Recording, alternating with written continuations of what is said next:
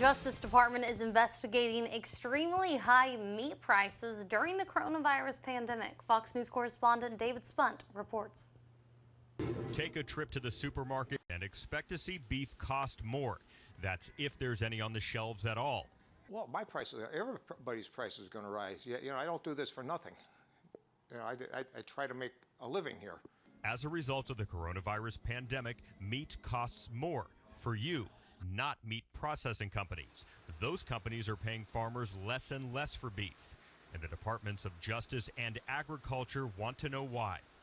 According to the Bureau of Labor Statistics, the average retail price of fresh beef is $6.22 per pound, up 26 cents from March to April. A person with direct knowledge of the DOJ investigation tells Fox News officials are probing irregularities in pricing.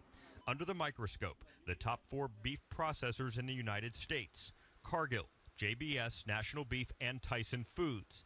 These companies control more than 3/4 of the American beef market.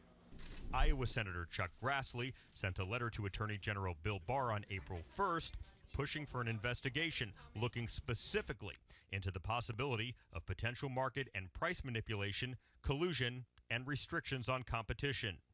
When you have 3 or 4 packers killing about 75% of all the beef in the country, there's reasons to raise questions whether or not the marketplace is working.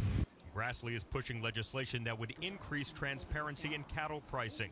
DOJ's involvement is not unprecedented. A century ago, President Woodrow Wilson called for an investigation into the meatpacking industry. The result, a settlement with the Department of Justice that helped regulate the industry. In Washington, David Spunt, Fox News.